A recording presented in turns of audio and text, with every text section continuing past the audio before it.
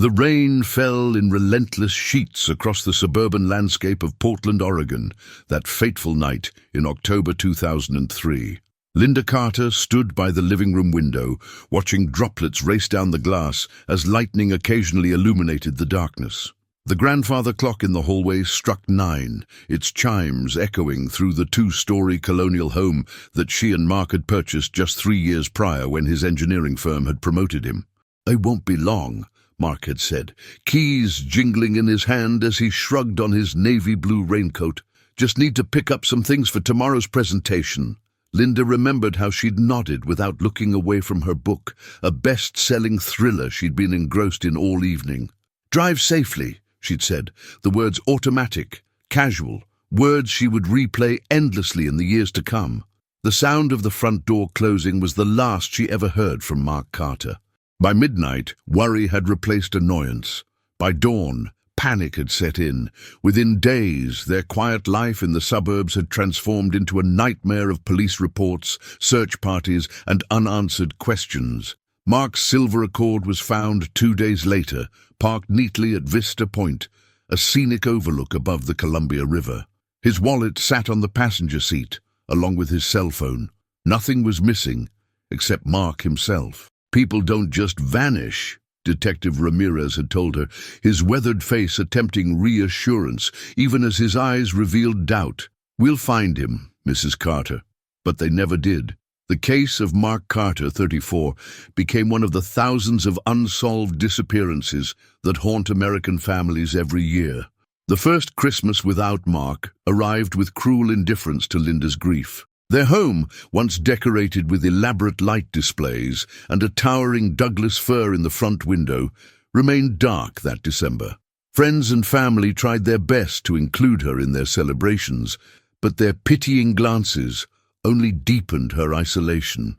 "You need to eat something," Rachel, Linda's older sister, insisted as she placed a plate of turkey and stuffing before her at Christmas dinner.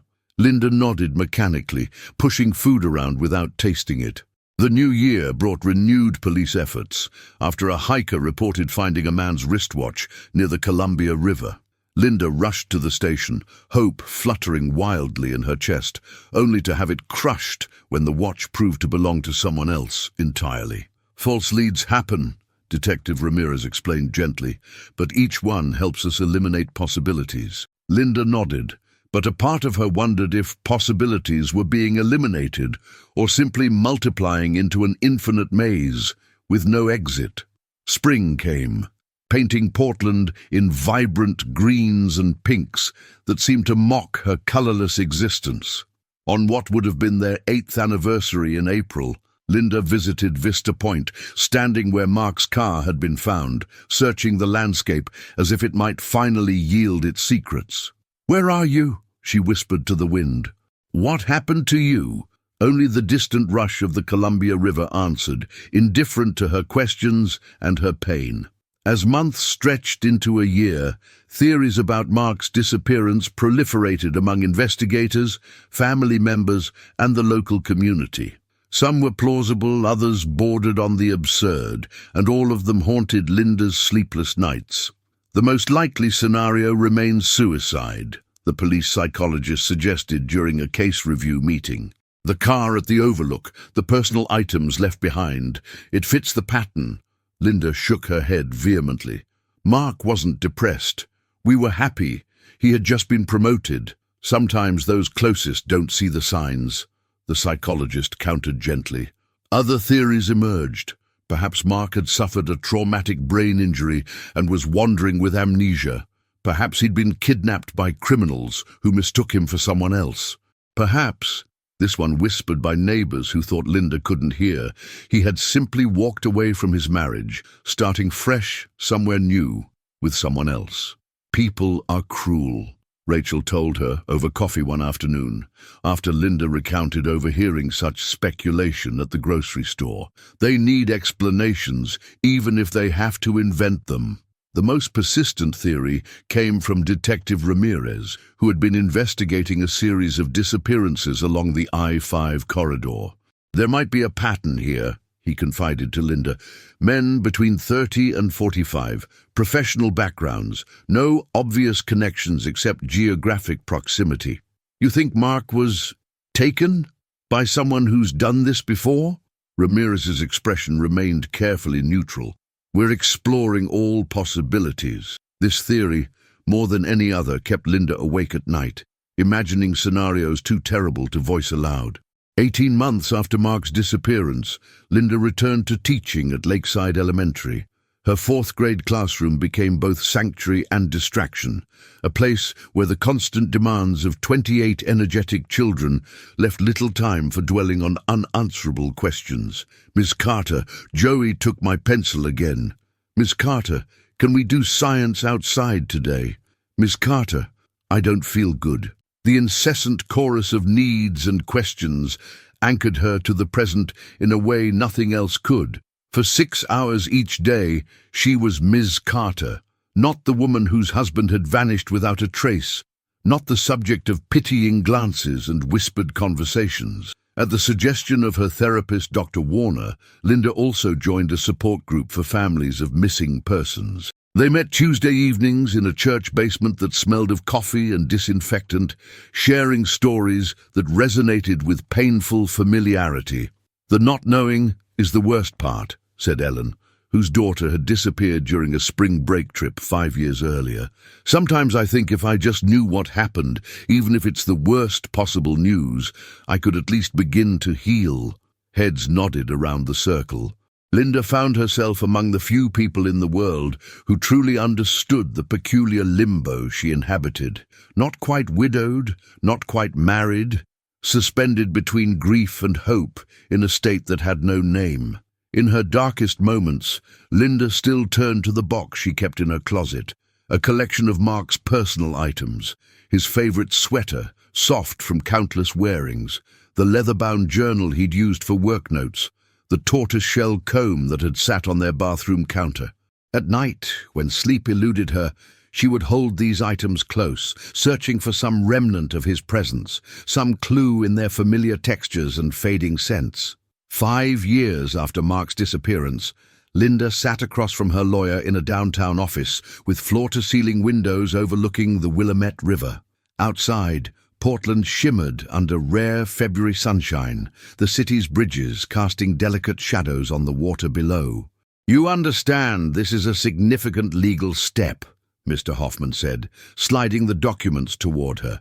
"Declaring Mark legally dead will finalize insurance claims, transfer property solely to your name, and legally dissolve your marriage." Linda nodded, her fingers tracing the edge of the papers without picking up the pen.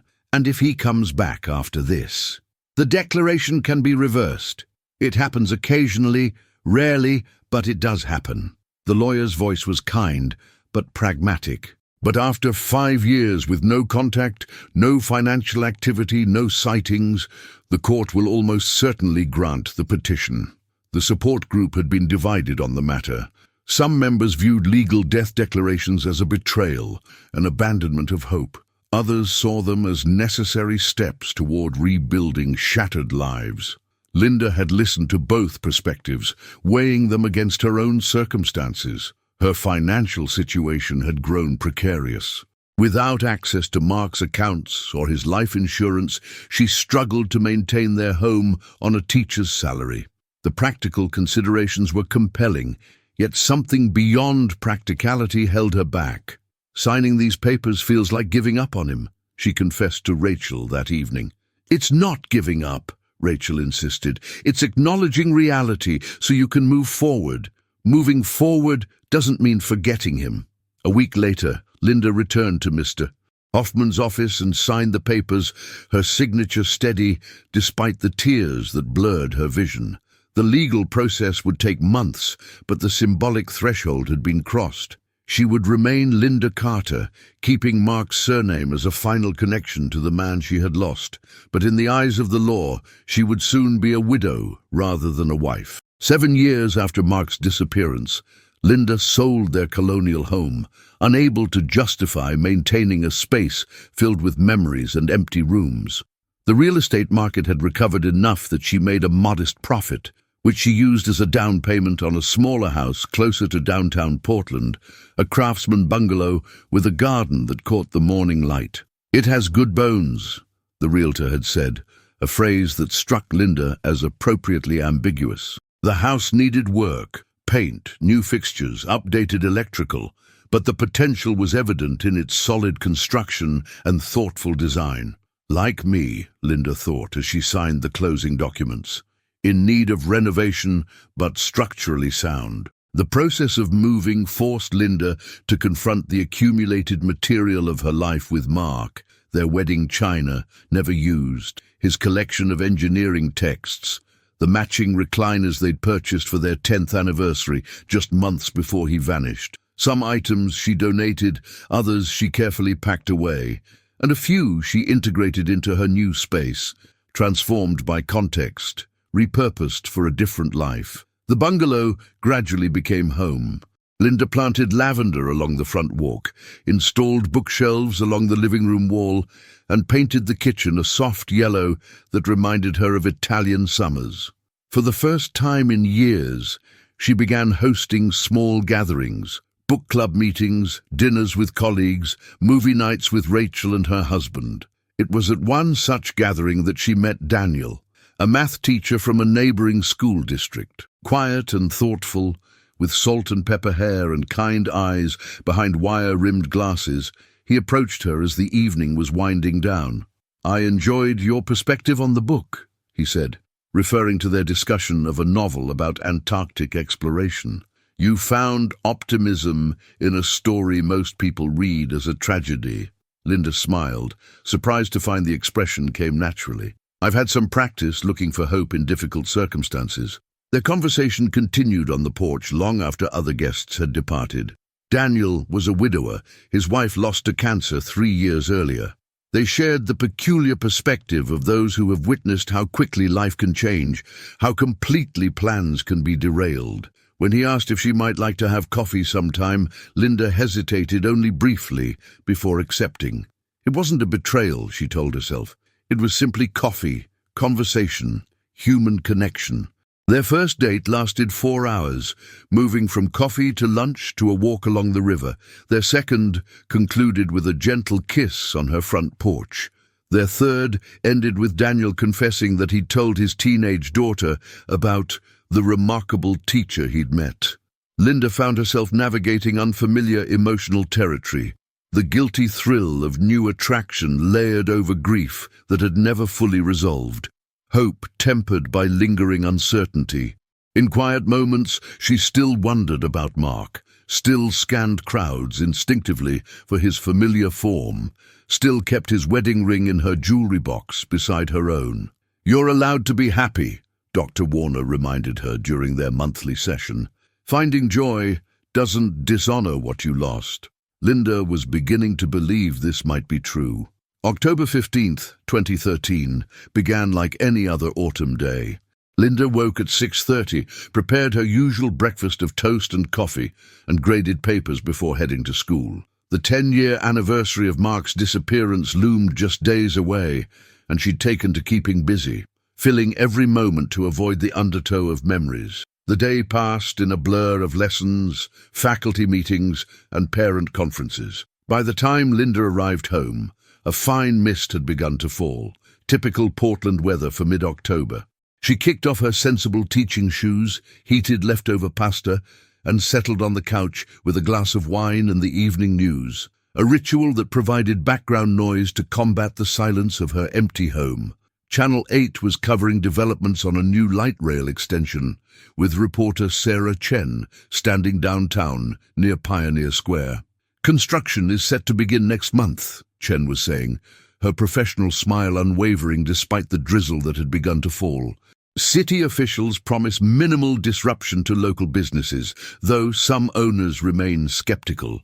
Linda sipped her wine, her attention drifting between the report and the stack of science tests she needed to grade. She was reaching for her red pen when the camera panned to show the construction site behind Chen, and then the world stopped. A man in a grey jacket walked past in the background, his face briefly visible as he glanced toward the camera. It was just a few seconds, a fleeting moment in a mundane news segment, but Linda's wineglass slipped from her fingers, shattering on the hardwood floor. The shape of his face, the slight hunch of his shoulders, the way he tilted his head. Mark. Linda lunged for the remote with trembling hands, frantically pressing the rewind button on her DVR.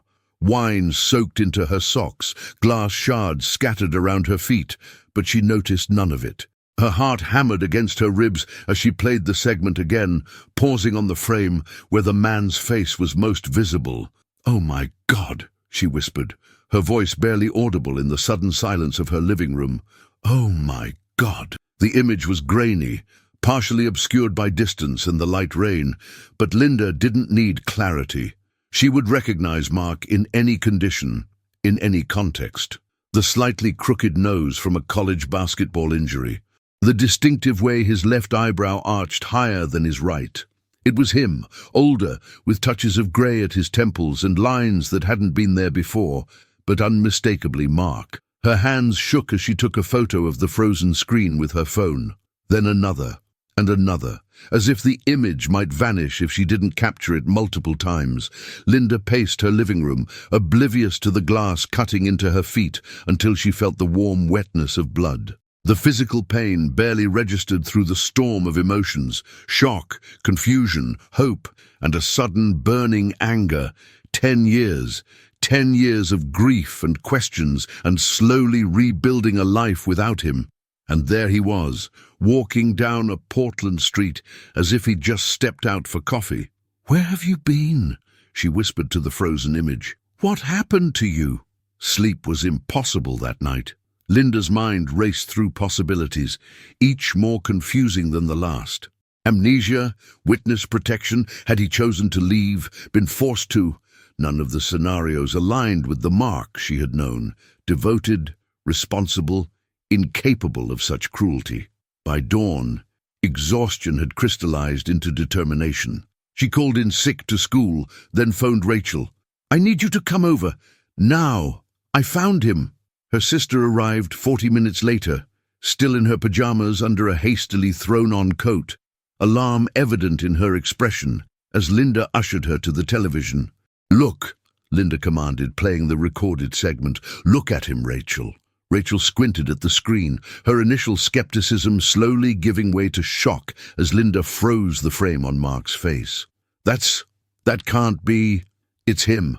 I know it's him. Lynn, it's been 10 years. People change, and the image isn't very clear. I would know my husband anywhere," Linda interrupted, her voice steady despite the turmoil inside. "That is Mark." Rachel studied her sister's face, then nodded slowly. "Okay, if you're sure, then I believe you. What do you want to do?" "I need to find him. I need to know why." Their first step was contacting Detective Ramirez, who had led Mark's original missing persons case. Now nearing retirement, Ramirez agreed to meet them at a diner near the precinct, his salt and pepper mustache now entirely white. "Mrs. Carter," he greeted her, eyes kind but cautious. "Your sister said you have new information." Linda showed him the photos on her phone. Ramirez studied them carefully, his expression revealing nothing. "This was taken yesterday, downtown." "Yes, during the Channel 8 news report on the light rail extension." Ramirez nodded slowly. "There's a resemblance, certainly, but after so much time, we need to be careful about confirmation bias." "This isn't bias," Linda insisted. "It's him."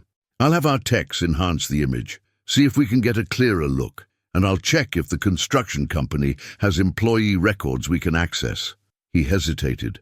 "Mrs. Carter, Linda, I need to prepare you. If this is your husband, there may be complicated reasons for his absence.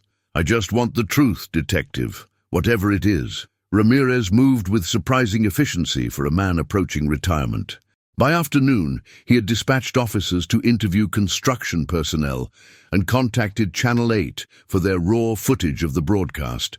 The cold case of Mark Carter's disappearance, which had gathered dust for nearly a decade, suddenly buzzed with renewed activity. "We've got the enhanced images," Ramirez informed Linda the next morning when she arrived at the precinct at his invitation. He led her to a small conference room where digital photographs were displayed on a large monitor. "Our tech team worked on them overnight. The enhanced images showed a clearer view of the man's face, the same face Linda had immediately recognized." Ramirez clicked through several angles extracted from the footage, each showing slightly different perspectives as the man walked past the news camera. "The facial recognition software gives us an 87% probability match to Mark's driver's license photo," Ramirez explained. "That's high, considering the decade gap and the quality of the source material." Linda barely heard him, transfixed by the images. "Did you find him? Do you know where he is?" "Not yet. The construction company has no record of a Mark Carter on their payroll or contractor lists, but—" He held up a hand as Linda's face fell. "We're checking for aliases, and we've got officers canvassing the area with these photos." Linda thought of Daniel, who had texted her twice since yesterday, concerned by her abrupt cancellation of their dinner plans. She hadn't told him about the sighting yet, unsure how to explain something she herself couldn't understand. That would have to wait. For now, finding Mark consumed every thought, every ounce of energy. "What can I do?" she asked Ramirez. "For now, let us handle the official investigation." Seeing her expression, he added, "But I know you well enough to know you won't sit at home waiting for updates. Just promise me you'll be careful, and you'll call immediately if you find anything." Linda nodded, already formulating her own plan. If Mark was in Portland, there had to be traces, an apartment, a workplace, routines that might lead her to him, and she knew the city in ways that even the most thorough police investigation might miss. As she left the precinct, her phone chimed with a text from Rachel. "Any news?" Linda replied simply, "It's him.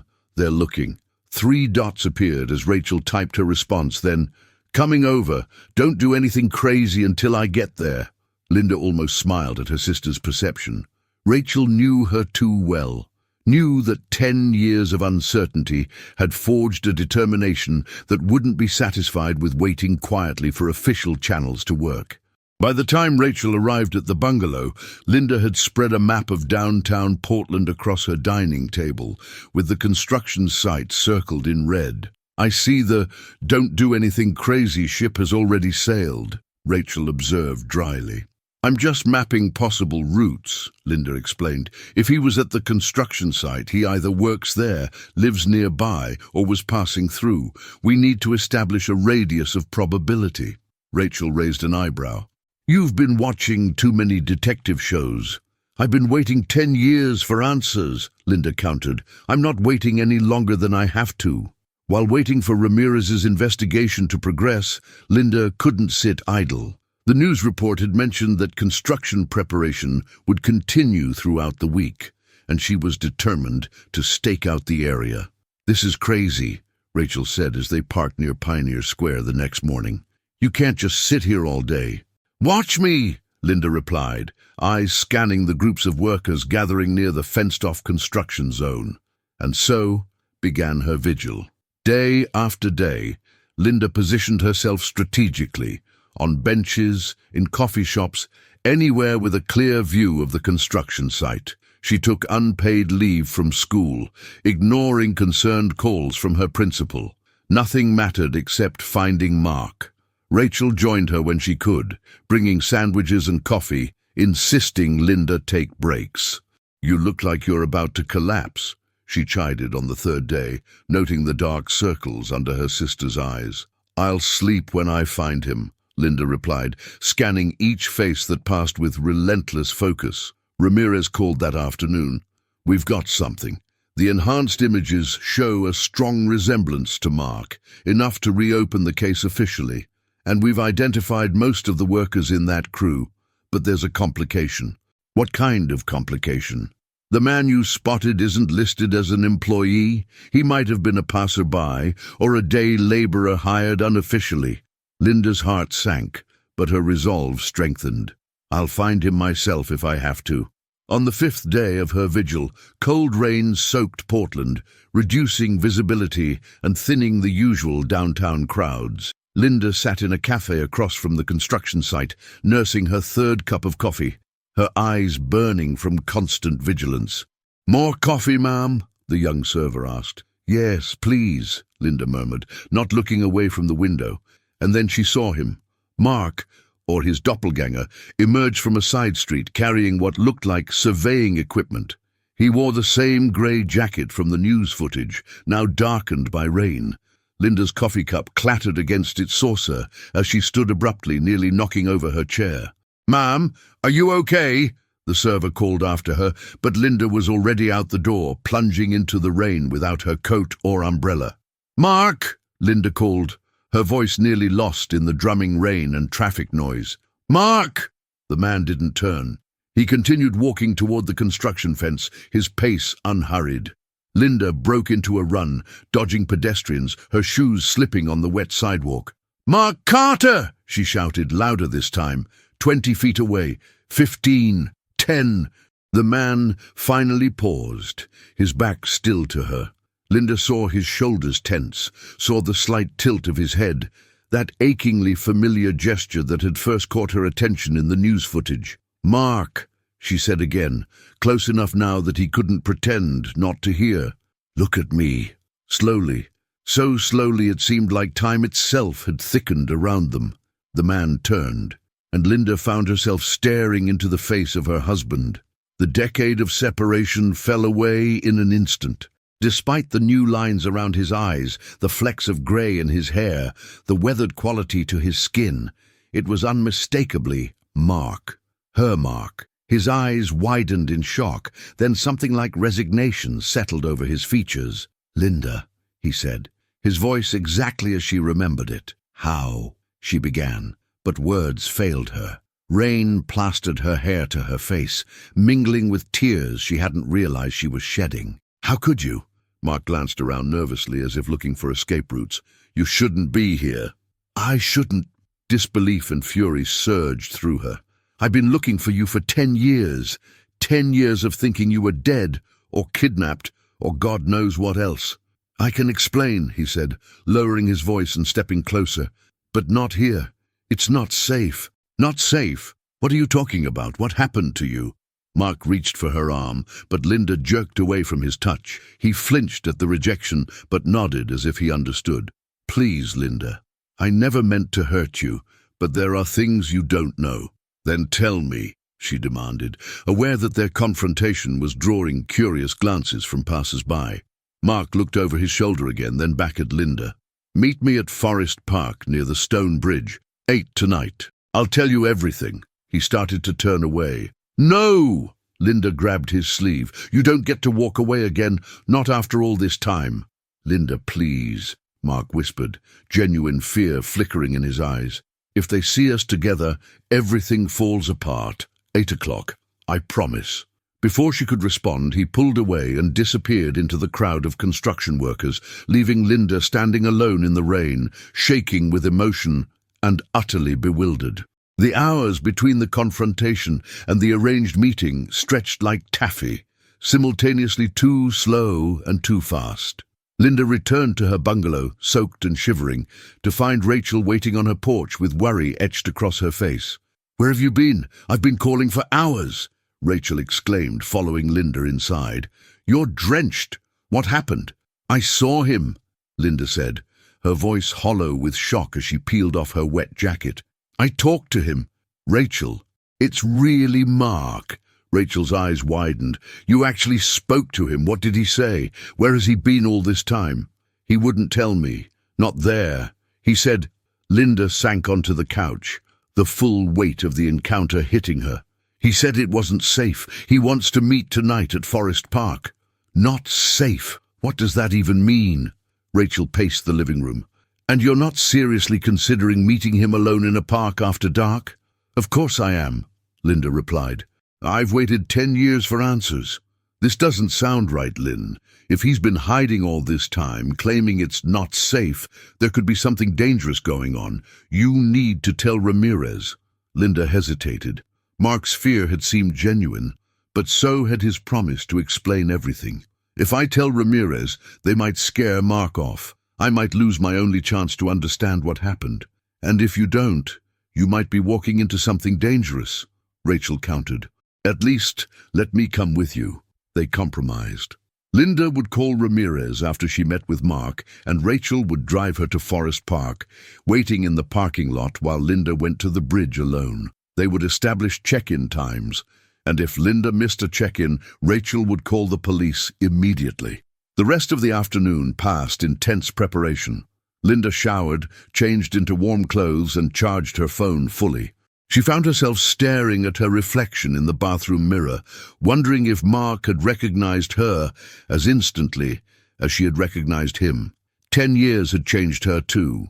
Threads of silver in her chestnut hair, fine lines at the corners of her eyes, a certain guardedness that hadn't been there before.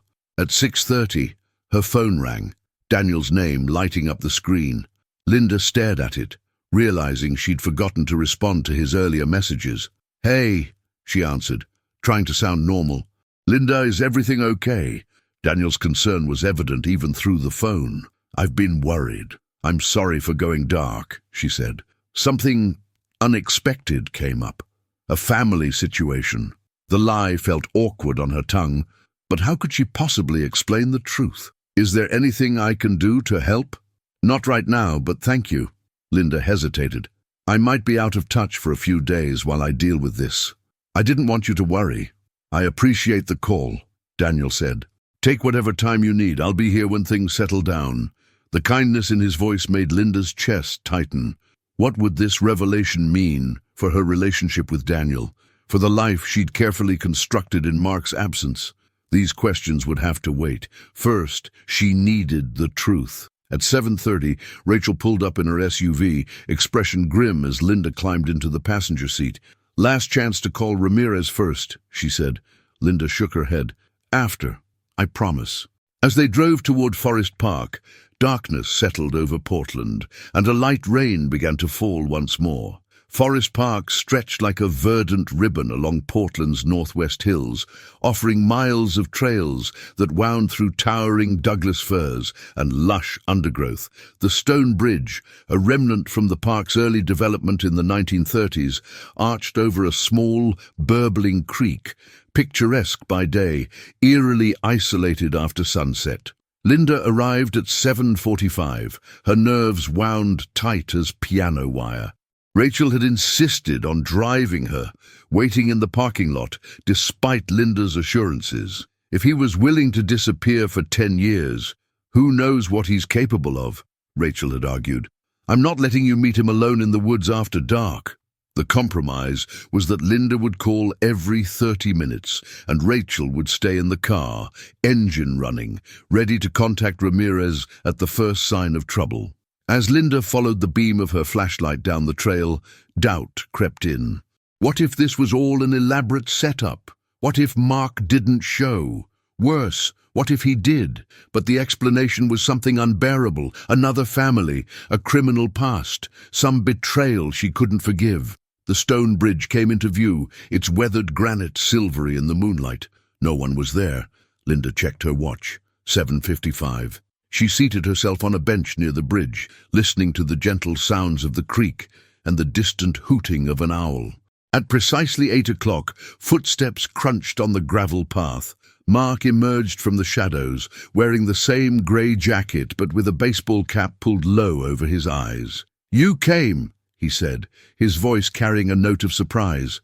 "Did you think I wouldn't?" "I wasn't sure." He sat beside her, leaving careful space between them. "I've imagined this moment so many times." "So have I," Linda replied, usually with more answers and less cryptic warnings about safety. A ghost of a smile crossed Mark's face. "You always did cut to the chase." The familiar expression vanished quickly, replaced by gravity. "What I'm about to tell you will sound crazy, but I need you to listen completely before you react." Linda nodded, her throat tight with anticipation. "That night in 2003, Mark began, I wasn't going to get materials for a presentation. I was meeting with a federal agent." "A federal agent?" Linda echoed incredulously. "I'd stumbled onto something at work. Discrepancies in some international shipping, manifests for equipment that could have dual uses, civilian and military. When I started asking questions, things got complicated. He explained how his initial concerns had led to an informal investigation, which uncovered evidence that certain executives at his firm were facilitating illegal technology transfers to foreign entities, companies acting as fronts for governments under trade restrictions. The agent told me my digging had been noticed, that there was a contract out on me. Mark's voice dropped lower. They gave me a choice: enter witness protection immediately or risk not just my life, but yours too. Linda struggled to process his words. You're saying you've been in witness protection all this time, without telling me? That was the condition, Mark said, pain evident in his voice. They were clear. I couldn't contact anyone from my previous life, not even you. Especially not you, since you'd be the first person they'd watch. But after the initial danger passed— It never passed, Mark interrupted. The network we uncovered was extensive, with connections to organized crime and foreign intelligence. The case expanded far beyond what anyone initially thought. Every time it seemed like it might be safe to resurface, something new would break, and the danger would reset. Linda's mind reeled. So all these years while I mourned you, you've been living some other life. With what? A new name? A new job? Mark nodded. David Wilson, construction consultant, moving from city to city as needed. And you never once thought about what I was going through, the hell of not knowing. I thought about you every day, Mark said, his voice cracking. Every single day. They told me that contacting you would put both of us in danger.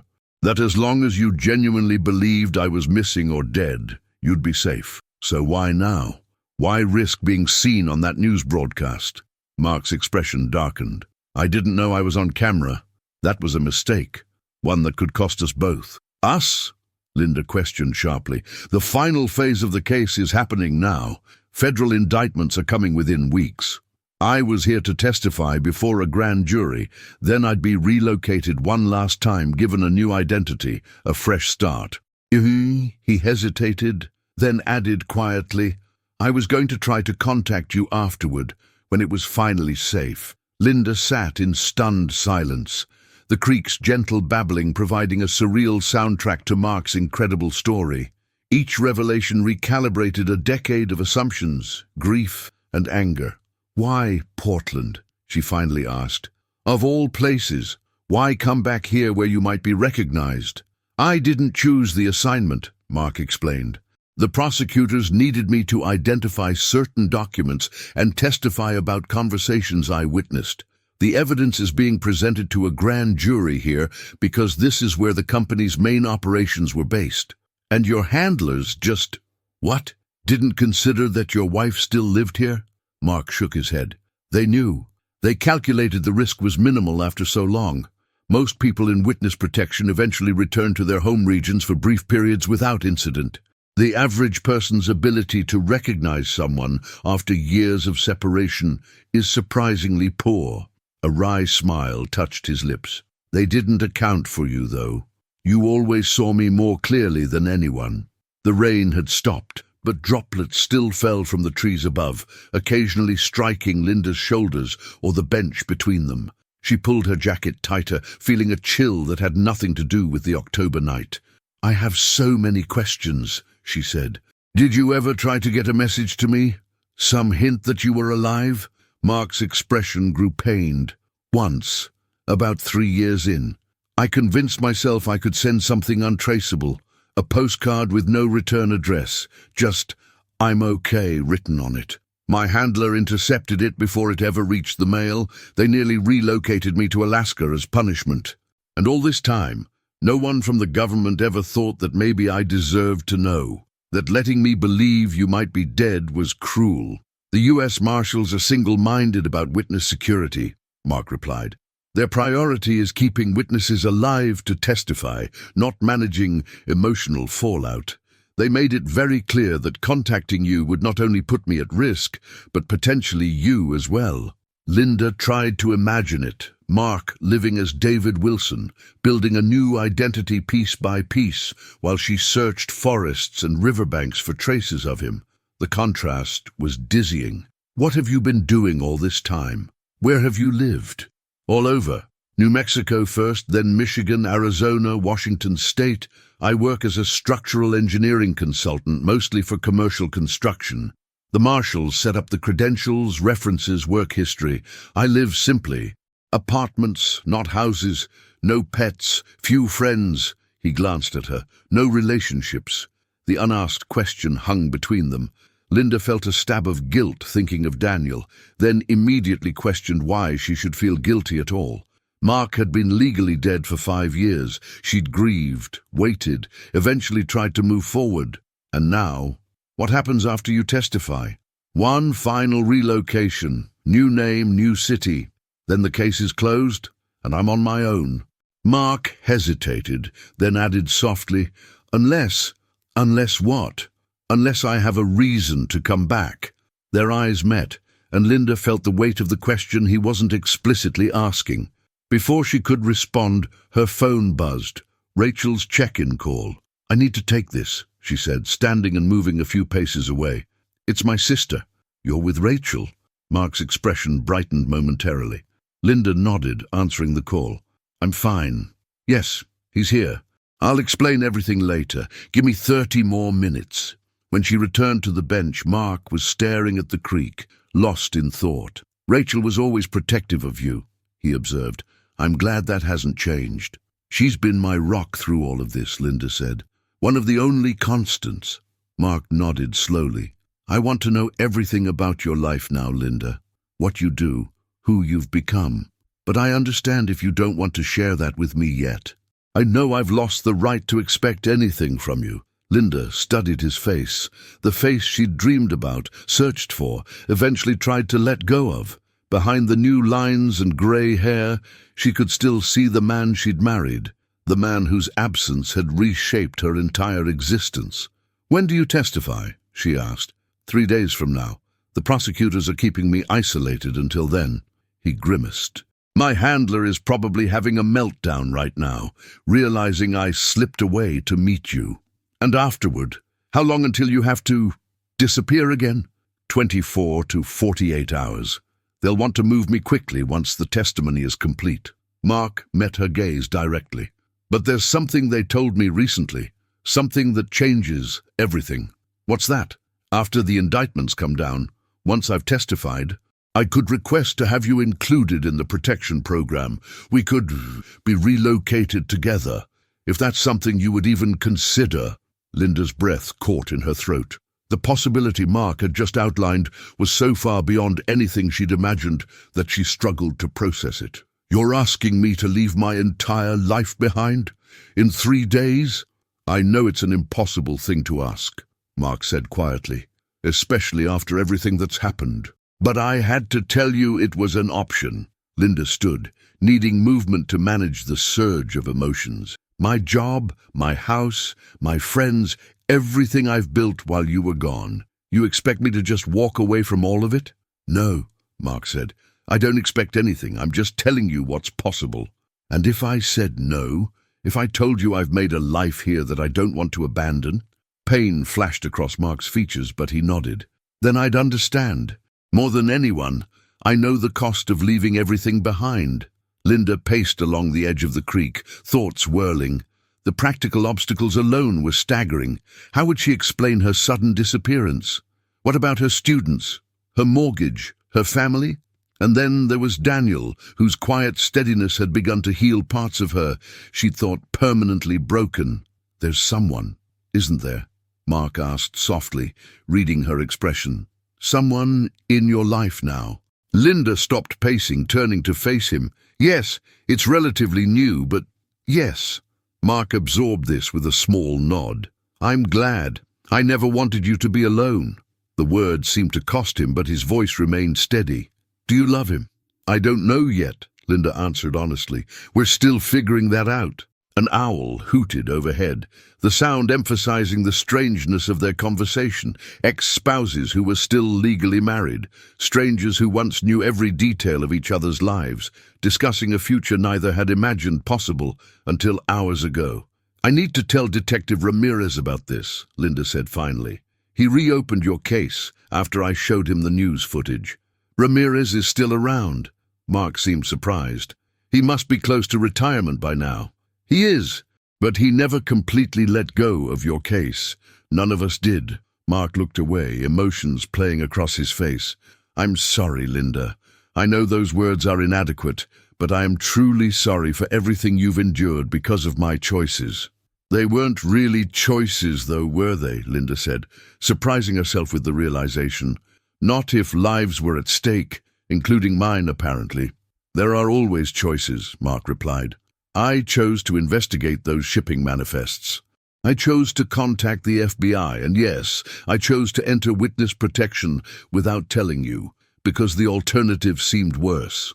He met her eyes. But that doesn't mean I don't carry the weight of what those choices cost you. Linda's phone buzzed again. Another check-in from Rachel.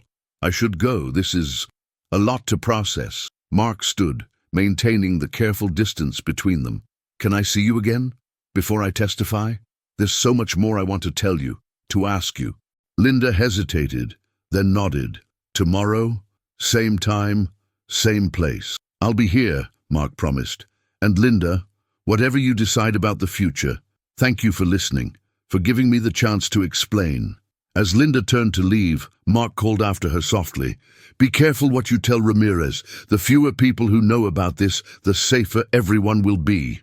Linda nodded, then made her way back along the dark trail toward the parking lot, where Rachel waited, her mind spinning with revelations and impossible choices. Rachel's barrage of questions began the moment Linda slid into the passenger seat, but Linda held up a hand.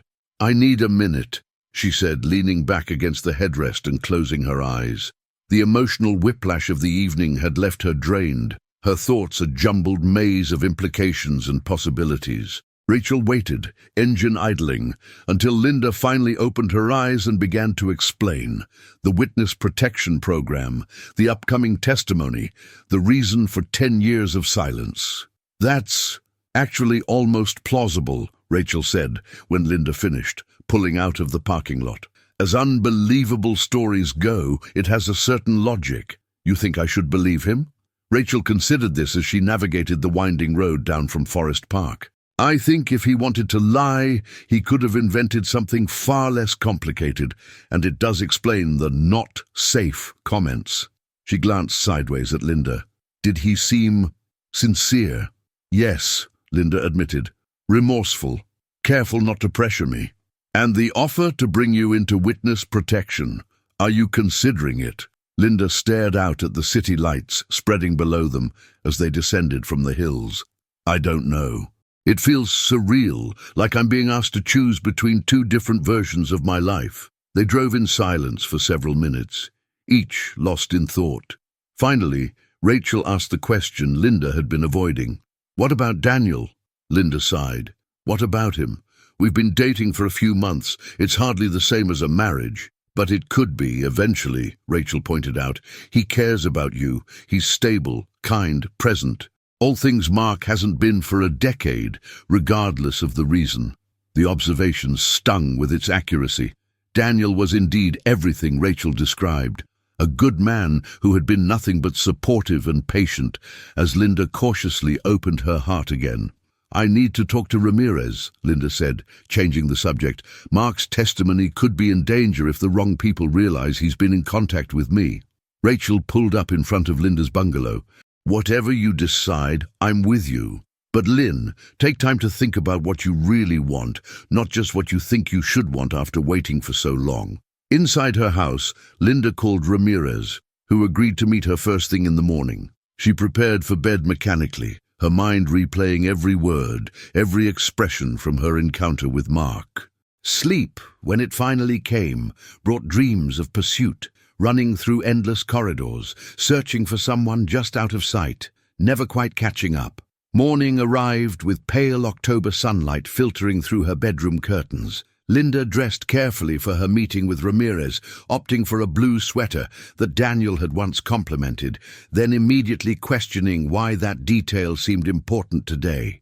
Ramirez met her at a quiet cafe several blocks from the precinct, his weathered face grave as she recounted her meeting with Mark, carefully editing certain details as Mark had advised. Witness protection. Ramirez mused, stirring his coffee thoughtfully. It fits the evidence, or lack thereof, in ways my other theories never did. You can't tell anyone, Linda insisted. Not until after his testimony. I understand the sensitivity, Ramirez assured her. But I'll need to verify some aspects through my federal contacts. Discreetly, he added, seeing her alarm. No names, just confirming the existence of a related protection case. Linda nodded reluctantly. He's testifying in 3 days. After that, he'll be relocated again. And you? Ramirez asked, studying her face. What are your plans, Mrs. Carter? I don't know yet, Linda admitted. Everything's happened so fast. Ramirez nodded sympathetically. 10 years of nothing, then everything at once.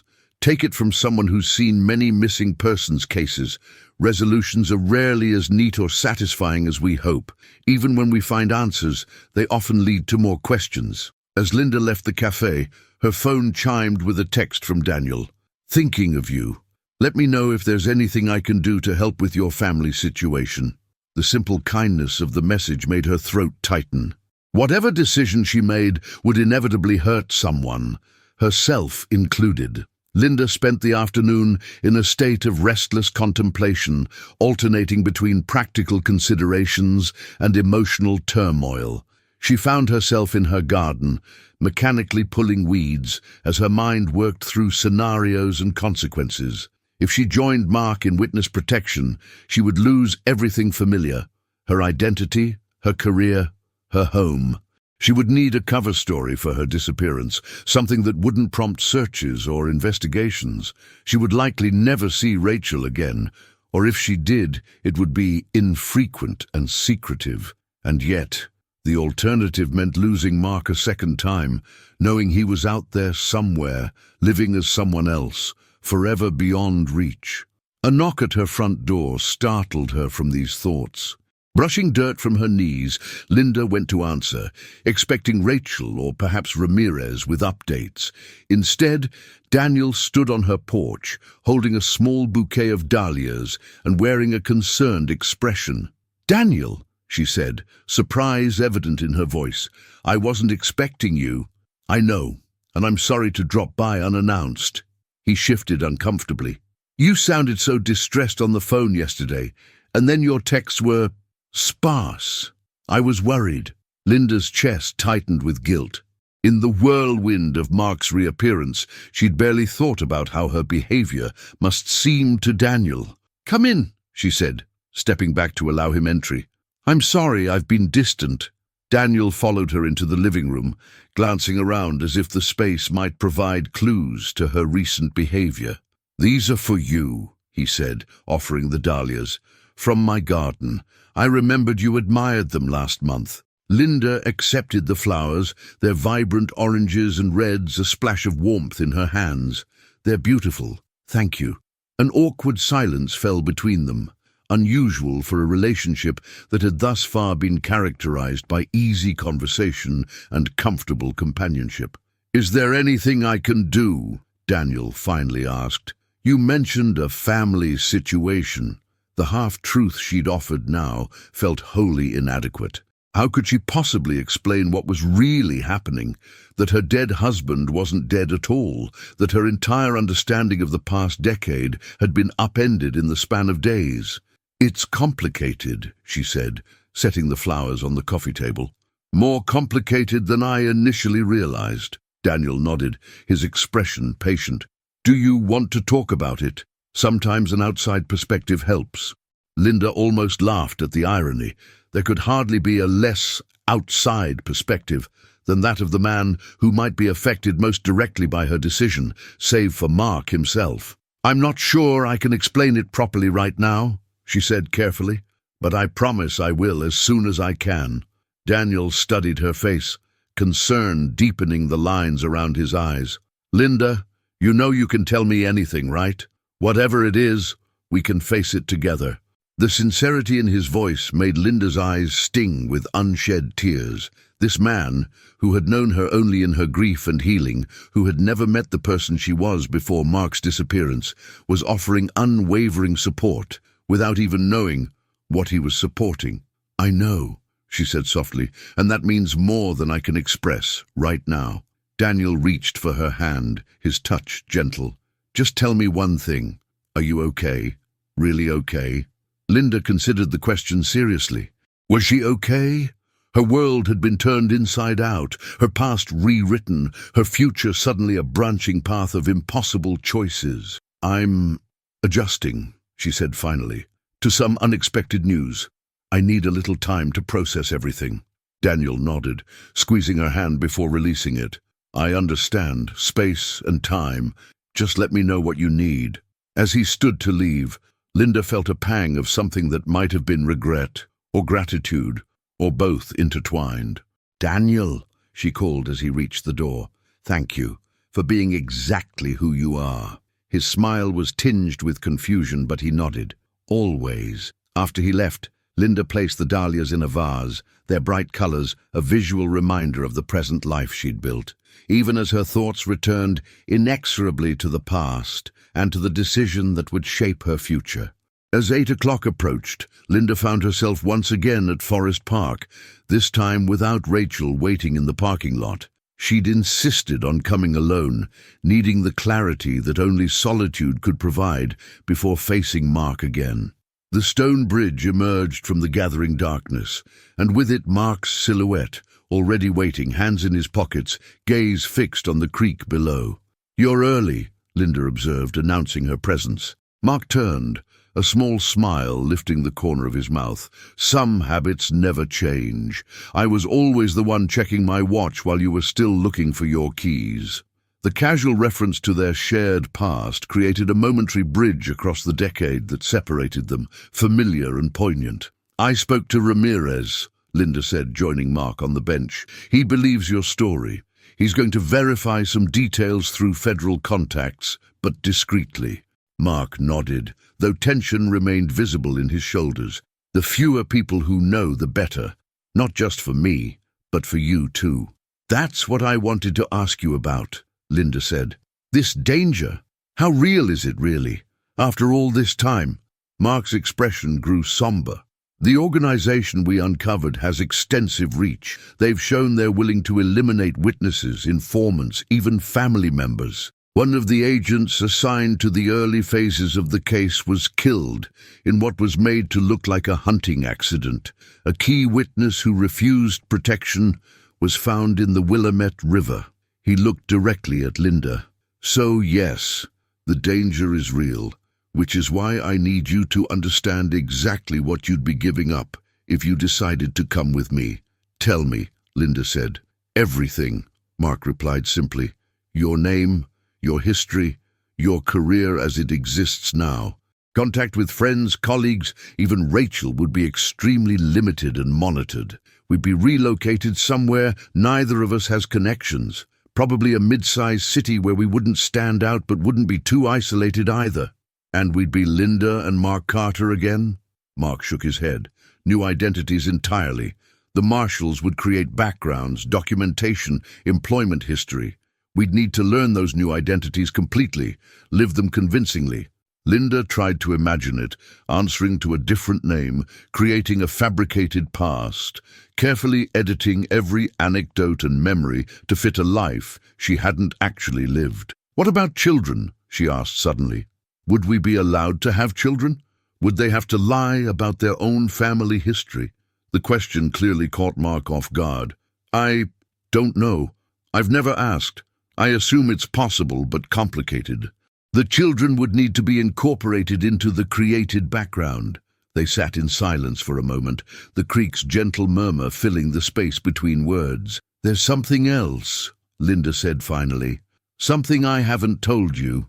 Mark waited, his expression careful, guarded. "I've been seeing someone. His name is Daniel. He's a math teacher."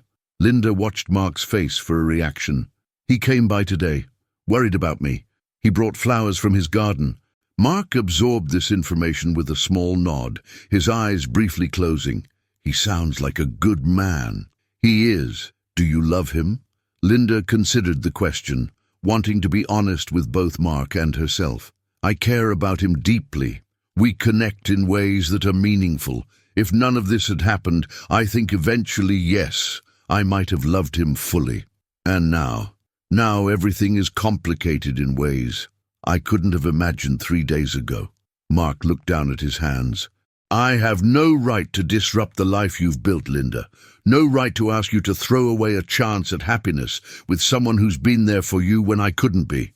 But you're asking anyway, Linda observed. I'm offering a possibility, Mark corrected gently. A door that I thought was permanently closed for both of us. Whether you walk through it, that has to be entirely your choice. Linda studied the man beside her, so familiar yet changed by time and circumstance. The Mark she had married had been more carefree, less weathered by life's harsher realities. This Mark carried himself with a wariness she didn't recognize, a hardness around the edges that spoke of years spent in constant vigilance. If I did come with you, she said slowly, would we be starting over as strangers, or trying to rebuild what we had? I don't think either option is quite right, Mark replied. We can't be who we were 10 years ago. Too much has happened. But we're not strangers either. We'd be continuing, I suppose, from where we are now with everything that's happened between us, acknowledged. Linda nodded, appreciating his refusal to offer simple platitudes. I need to know one more thing. These past 10 years, has there been anyone else for you? Mark met her gaze directly. Brief connections, nothing lasting. The program discourages deep relationships. Their security risks, complications, but mostly, he hesitated, then continued honestly, I never stopped thinking of myself as your husband, even knowing you might have moved on, even knowing it was unfair to hold on to that when I couldn't be with you. I just couldn't let go.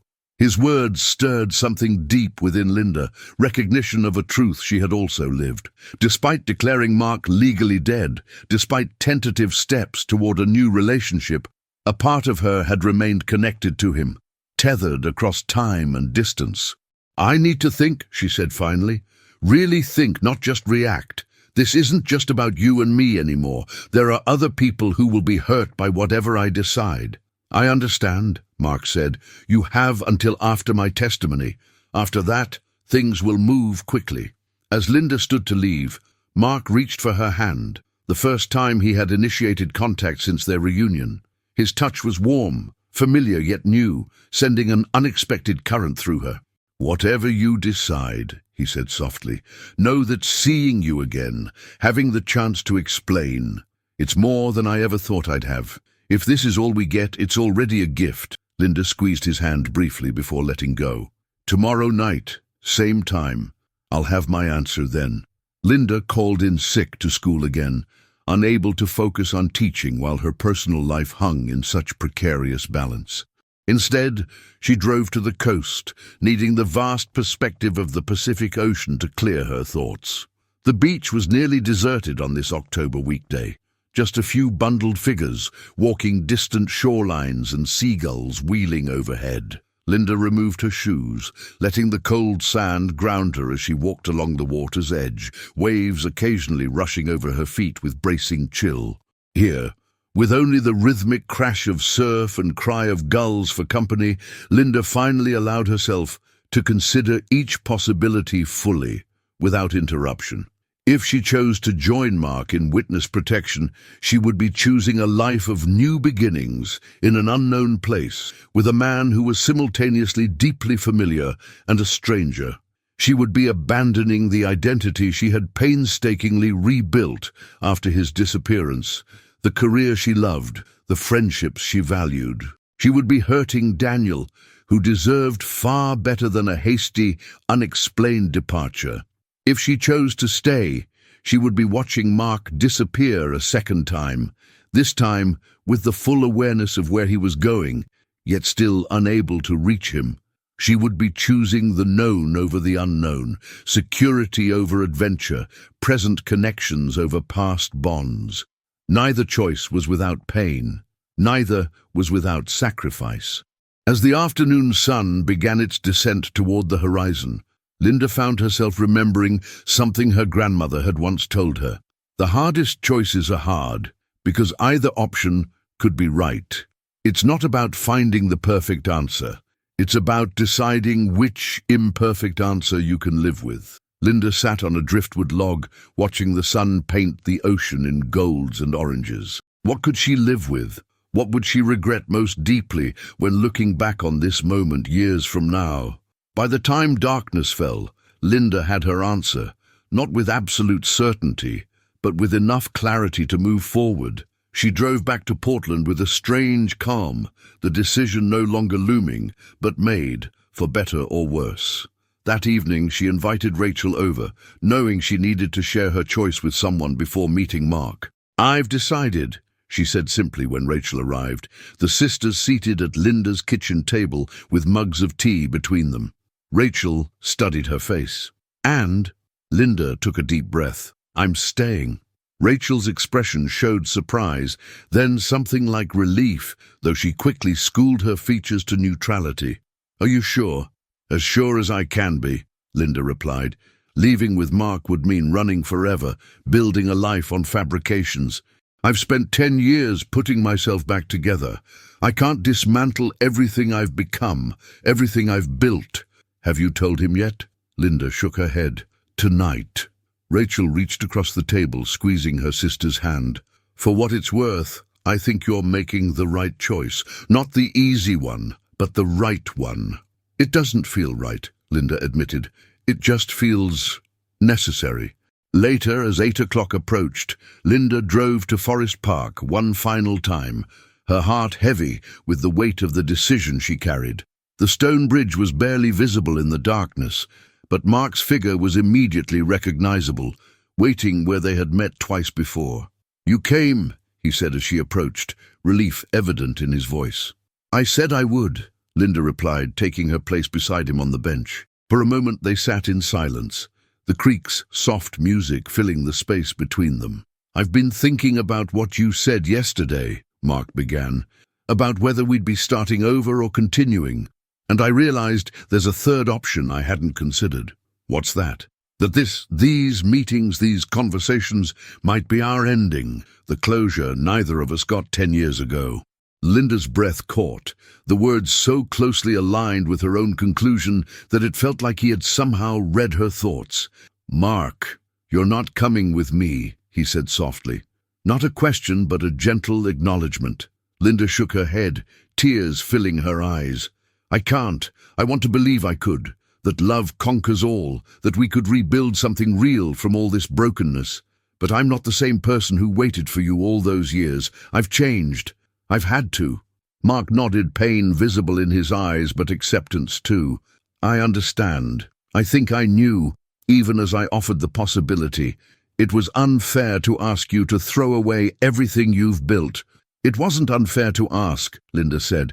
"It would have been unfair not to give me the choice." They sat together as darkness deepened around them, the reality of their situation settling between them, a shared recognition that sometimes love, even genuine and enduring love, isn't enough to overcome the circumstances that divide us. "What will you tell Daniel?" Mark asked finally. "The truth, eventually. As much of it as I can, without compromising your safety." Linda looked at him directly. "I need time, though. Time to process everything before I can think about what comes next, with him or anyone else." Mark nodded. "And Ramirez?" "Just that you contacted me briefly before your testimony, explained the witness protection situation, and that you'll be relocated afterward. Nothing about our meetings or the offer for me to join you." They lapsed into silence again, each absorbed in private thoughts, acutely aware that these were their final moments together. "I want you to have something," Mark said suddenly, reaching into his pocket. He withdrew a small object and placed it in Linda's palm, his wedding ring, the gold band she had placed on his finger 15 years earlier. "You kept it all this time?" she asked, surprised. "It was the only thing they let me bring from my old life," Mark explained. "No photos, no letters, nothing identifiable. But this," he gestured to the ring, "I told them I needed it.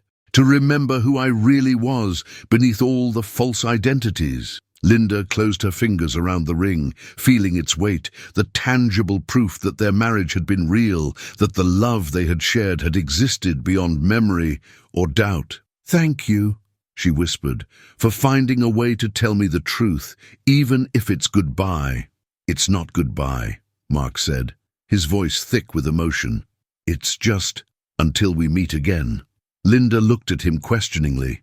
"The case won't last forever," he explained. "Eventually the threat will truly be gone.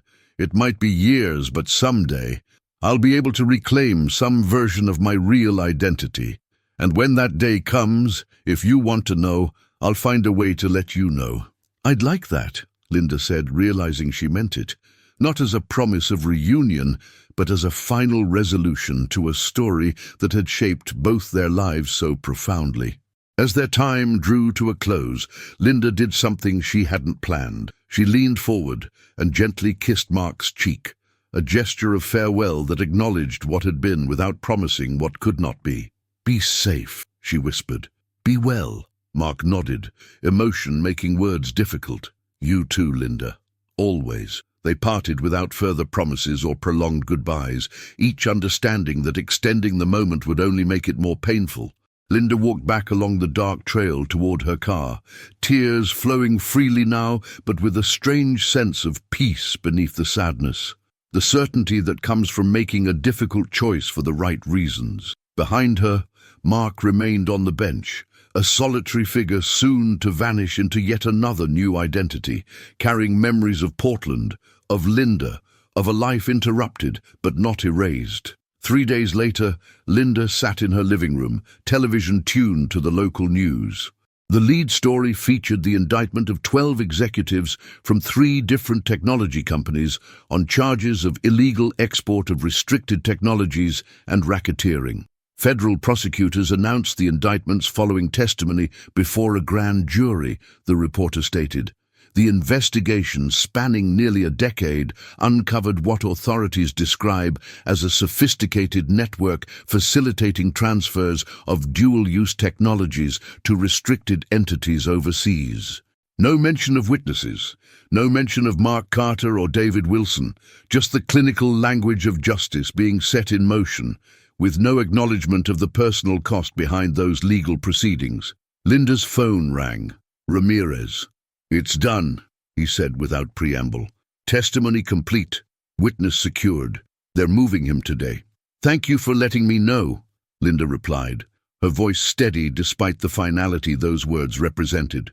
"Mrs. Carter." "Linda," Ramirez hesitated. "For what it's worth, I'm sorry it turned out this way. After all the years searching to find him, only to lose him again." "We didn't lose him this time," Linda corrected gently. "We know where he is, even if we can't be there. That's something." After hanging up, Linda opened her jewelry box and removed Mark's wedding ring, which she had placed beside her own. She held them both in her palm, these small circles of gold that had once symbolized a future without end, now artifacts of a past that had taken an unexpected detour. Carefully, she placed the rings in a small velvet pouch, then tucked the pouch into a carved wooden box where she kept her most treasured mementos, her parents' wedding photo, her grandmother's locket, her college diploma. Not hidden away, but preserved with the respect due to significant chapters in her life story. In the days that followed, Linda returned to teaching, grateful for the structure and purpose it provided. Her students, oblivious to the emotional earthquake she had experienced, continued to need her guidance, her patience, her presence in the moment, rather than her rumination on the past. 2 weeks after Mark's departure, Linda finally called Daniel. "I've been worried about you," he said when they met at a quiet cafe halfway between their homes. "You've seemed distant." "I know," Linda acknowledged, "and I owe you an explanation." Choosing her words carefully to protect Mark's security while honoring Daniel's right to understand, Linda explained that her supposedly deceased husband had made contact briefly, that he had been in witness protection all these years, and that he was now gone again, relocated after testifying in a federal case. Daniel listened without interruption, his expression shifting from confusion to astonishment to compassion.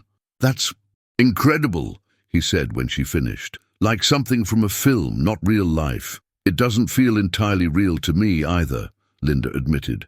"But it happened. And now, how are you feeling about all this? Linda considered the question seriously.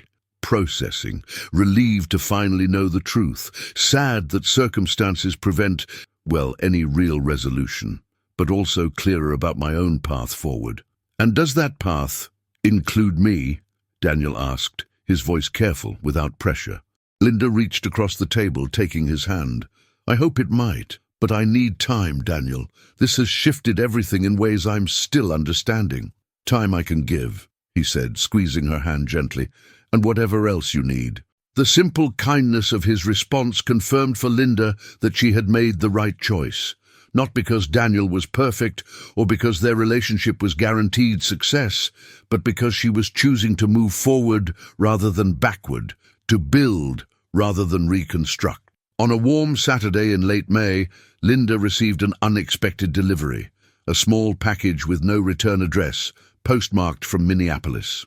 Inside was a newspaper clipping about the successful prosecution of the technology export case, with several executives receiving substantial prison sentences. Beneath the clipping was a plain white card bearing a single word in unfamiliar handwriting. Safe. Linda understood immediately. Mark had found a way to let her know the case had concluded successfully, that the people who had forced him into hiding were now behind bars. Not his location, not his new identity, just the reassurance that he was okay. A small mercy that allowed her to release a worry she hadn't fully acknowledged she was carrying. She showed the card to Rachel, who examined it with a mixture of concern and curiosity. Do you think he'll try to contact you again? I don't know, Linda replied honestly. But I don't think so. Not for a long time, at least. This feels like permission to move on, for both of us. Summer arrived, bringing with it the end of the school year and new possibilities. Daniel invited Linda to join him for a 2-week trip to the Oregon coast, where he had rented a small cottage overlooking the sea. No pressure, he assured her. Separate bedrooms, just time together away from everyday routines. Linda accepted, recognizing the invitation as the gentle milestone it was. Not quite moving in together, but a step beyond casual dating, a chance to see how they functioned in closer proximity over extended time. The coastal vacation proved revelatory in unexpected ways. Freed from work responsibilities and the emotional geography of Portland, Linda found herself laughing more easily, sleeping more deeply, thinking more clearly. Daniel's quiet companionship provided space for both connection and solitude, his patience allowing their relationship to unfold at its own pace. On their final evening at the coast, they walked along the beach at sunset, the sky painted in spectacular oranges and purples above the vast Pacific. I've been thinking, Daniel said, as they paused to watch the sun sink toward the horizon. My sabbatical was approved for next spring, a full semester to work on my mathematics textbook. That's wonderful, Linda said. You've been talking about that project for months. I have, Daniel agreed, but I've also been thinking about where to write it. He turned to face her. Cambridge has a visiting scholars program, 6 months in England, access to their mathematics department, accommodation provided. Linda's heart quickened at the implication. That sounds like an amazing opportunity. It would be, Daniel said, especially if you came with me. The invitation hung between them, substantial and significant. Not a proposal of marriage, but perhaps something equally meaningful. A proposal of shared future, of intentional partnership. I could take a leave of absence, Linda said slowly, considering the possibility. I have sabbatical time accumulated that I've never used. We could have an adventure together, Daniel suggested. No pressure to decide about anything beyond those 6 months, just exploring what could be in a place where neither of us has history. The phrase struck Linda with unexpected resonance, where neither of us has history. So different from what Mark had offered, yet in some ways parallel. A fresh start, but one built on choice rather than necessity, on addition rather than subtraction. I'd like that, she said finally, the words feeling right as they left her lips. Yes, I'll come with you to Cambridge. Daniel's smile in that moment, surprised joy mingled with deep affection, confirmed for Linda that while her path had taken unexpected turns, it was leading somewhere worth going. Chapter 23. Epilogue. 5 years later. The lecture hall at Cambridge University hummed with anticipatory conversation as students and faculty settled into their seats. Linda Carter-Williams adjusted the microphone on the podium, glancing at her notes one final time before beginning her guest lecture on educational methodologies for trauma-affected children. At 47, Linda carried herself with the confidence of someone who had found her professional calling. The past 5 years had transformed her career. What had begun as a temporary leave from Portland to accompany Daniel to Cambridge had evolved into specialized training in trauma-informed education, followed by a position coordinating programs for children experiencing displacement and loss. Her 6 months in England with Daniel had extended to a year, then 2, as both found unexpected opportunities in academia. Their relationship had deepened gradually, thoughtfully, culminating in a small wedding ceremony in an English garden 3 years earlier. Now they divided their time between Cambridge and Portland, their lives enriched by the dual environments and communities they had cultivated. As Linda concluded her lecture, a question from the audience caught her attention. Professor Carter-Williams, how did you first become interested in the specific challenges faced by children experiencing ambiguous loss? The term, ambiguous loss, resonated deeply with Linda, describing precisely what she had experienced during Mark's disappearance. Loss without closure, grief without resolution. Personal experience, she answered honestly. I learned firsthand that uncertainty can be as devastating as confirmed loss, sometimes more so. When we don't know what happened to someone we love, we're suspended between hope and grief, unable to fully move forward or completely let go. The questioner nodded, satisfied with her response, unaware of the specific history that informed it. After the lecture, Linda met Daniel for dinner at their favorite pub near the River Cam. Their conversation flowed easily between professional topics and personal updates. News from Rachel, plans for their summer return to Portland, Daniel's progress on his second textbook. I had an interesting email today, Daniel mentioned as they shared a dessert. From that mathematics education conference in Toronto next month, they've added another keynote speaker, a Dr. David Mitchell from the University of Minnesota. Apparently, he's doing groundbreaking work on mathematical modeling for risk assessment in infrastructure projects. Linda's fork paused halfway to her mouth, her mind registering the details with sudden clarity. David, so similar to David Wilson. Minnesota, where the newspaper clipping had been mailed from 5 years ago. Mathematical modeling related to engineering, Mark's original field. Are you planning to attend his talk? She asked, keeping her voice casual. I thought I might, Daniel replied. It overlaps with our field in interesting ways. Would you mind if I extended my trip by a day? Linda smiled, reaching across the table to squeeze his hand. Not at all. In fact, I think it sounds fascinating. Later that night, as Daniel slept beside her, Linda opened her laptop and searched for information about Dr. David Mitchell. The university website showed a professional headshot, a man with silver hair and glasses who bore only a passing resemblance to Mark Carter. Different enough that no casual observer would make the connection, but with subtle consistencies Linda could recognize. The slight angle of the jawline, the shape of the eyes behind the glasses. She closed the laptop without bookmarking the page or making any notes. Some knowledge was better left as quiet awareness rather than active pursuit. In the morning, Linda woke early and walked along the Cam before her first class, enjoying the misty beauty of Cambridge in spring. As she crossed a small footbridge, she paused to watch a family of ducks navigate the current below. Mother in front, ducklings following in orderly procession, father bringing up the rear. The sight brought an unexpected smile to her face, not from sentimentality, but from the realization that life indeed found its proper arrangements, often in ways no one could have predicted. Her path had twisted and turned in extraordinary ways, yet had ultimately led her to this moment of quiet contentment, professional fulfillment, and genuine partnership. The past remained part of her, its lessons and losses integrated into the person she had become. Mark Carter existed now in a place between memory and present reality. No longer a daily absence she mourned, but a significant chapter in her story that had shaped her in indelible ways. As Linda continued her walk toward the university, she reflected on the strange symmetry of it all. 10 years of not knowing, followed by a brief window of revelation, followed by years of moving forward with new understanding. The broadcast that had changed everything had lasted mere seconds, a glimpse that rewrote history and reshaped futures.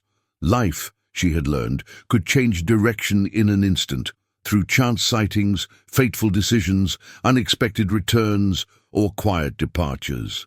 The challenge was not to predict these turns or control their outcomes, but to navigate them with integrity, to find meaning in their complexities, and to recognize that even the most difficult paths could lead to unexpected horizons.